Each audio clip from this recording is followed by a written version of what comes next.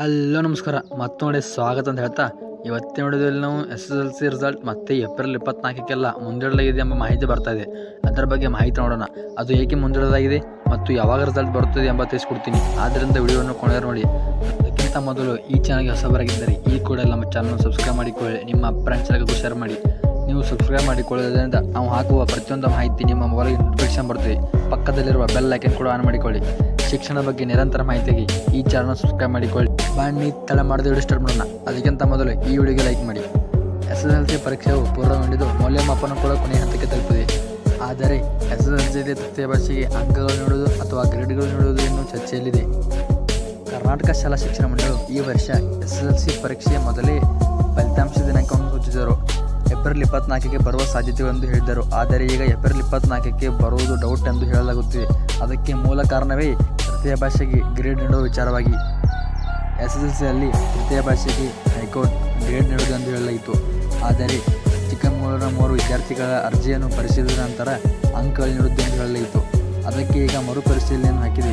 April 24ಕ್ಕೆ SSLC ಪರೀಕ್ಷೆಯ ಫಲಿತಾಂಶ ಪ್ರಕಟ ಡೌಟ್. ಹಿಂದಿ ಅಂಕ ಪ್ರಶ್ನಿಸಿ ಸರ್ಕಾರ ಹೈಕೋರ್ಟ್ಗೆ ನಾಳೆ ಅರ್ಜಿ ವಿಚಾರಣೆ. ತೃತೀಯ ಭಾಷೆ ವಿಷಯಗಳಿಗೆ ಗ್ರೇಡಿಂಗ್ ಬದಲು ಅಂಕಗಳನ್ನೇ ನೀಡುವಂತೆ ಹೈಕೋರ್ಟ್ ಮಾಡಿರುವ ಆದೇಶ ಮರುಪರಿಶೀಲಿಸುವಂತೆ ಸರ್ಕಾರ ಮತ್ತೆ ನ್ಯಾಯಾಲಯದ ಮೆಟ್ಟಿಲೇರಿರುವುದರಿಂದ ಪರೀಕ್ಷೆಯು ಮೊದಲೇ ಪ್ರಕಟಿಸಿದ ಏಪ್ರಿಲ್ 24ಕ್ಕೆ ಸಂಭಾವ್ಯ ದಿನಾಂಕದಂದು SSLC ಫಲಿತಾಂಶ ಪ್ರಕಟವಾಗುವ ಸಾಧ್ಯತೆ ಕಡಿಮೆಯಾಗಿದೆ.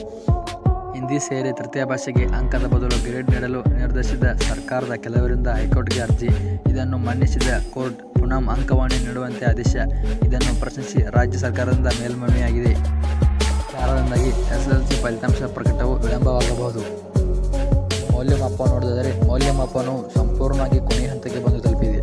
ಆದರೆ ತೃತೀಯ ಭಾಷೆಯ ಅಂಕ ಮತ್ತು ಗ್ರೇಡ್ ವಿಚಾರವಾಗಿ SSLC ಫಲಿತಾಂಶವು ವಿಳಂಬವಾಗುತ್ತದೆ ಎಂದು ಹೇಳಲಾಗುತ್ತದೆ. ಏಪ್ರಿಲ್ ತಿಂಗಳ ಒಳಗೆ SSLC ಫಲಿತಾಂಶ ಪ್ರಕಟವಾಗುವ ಸಾಧ್ಯತೆಗಳು ಕಂಡುಬರುತ್ತವೆ. ಇಂದು ಇದರ ಅರ್ಜಿ ವಿಚಾರಣೆ. ಹೈಕೋರ್ಟ್ ಆದೇಶ ಏನೆಂಬುದು ಇವತ್ತು ತಿಳಿಯಲಿದೆ. ಮುಂದಿನ ವಿಡಿಯೋದಲ್ಲಿ ಹೈಕೋರ್ಟ್ ಆದೇಶ ಏನೆಂಬುದು ಎಂದು ತಿಳಿಸುತ್ತೇನೆ. ಆದ್ದರಿಂದ ಈ ಚಾನಲ್ ಸಬ್ಸ್ಕ್ರೈಬ್ ಮಾಡಿಕೊಳ್ಳಿ. ಮತ್ತು ನನ್ನ ಯೂಟ್ಯೂಬ್ ಚಾನಲಲ್ಲಿ SSLC ಪಾಸಿಂಗ್ ಮಾರ್ಕಸ್ ಎಷ್ಟು ಎಂಬ ವಿಡಿಯೋನ ಹಾಕಿದ್ದೇನೆ. ಅದನ್ನು ಕೂಡ ನೋಡಿ ತಿಳಿದುಕೊಳ್ಳಿ. ಮತ್ತು ಪರೀಕ್ಷೆ 2ರ ವೇಳಾಪಟ್ಟಿಯೂ ಸಹ ಹಾಕಿದ್ದೇನೆ. ನೀವು ಕೂಡ ವೀಕ್ಷಿಸಿ ಎಂದು ಹೇಳ್ತಾ ಇಲ್ಲಿಯವರೆಗೂ ಈ ವಿಡಿಯೋಗೆ ಲೈಕ್ ಮಾಡಿದ್ದರೆ ಈ ವಿಡಿಯೋಗೆ ಲೈಕ್ ಮಾಡಿ. ಈ ಮಾಹಿತಿ ಇಷ್ಟವಾದರೆ ನಿಮ್ಮ ಫ್ರೆಂಡ್ಸ್ಗಳಿಗೂ ಶೇರ್ ಮಾಡೋದು ಮರೆಯದಿರಿ. ಇಲ್ಲಿಯವರೆಗೂ ವಿಡಿಯೋನ ವೀಕ್ಷಿಸಿದಾಗ ಧನ್ಯವಾದಗಳು. ಮುಂದಿನ ಮಾಹಿತಿಯನ್ನು ಆದಷ್ಟು ಬೇಗ ತಲುಪಿಸುತ್ತೇನೆ.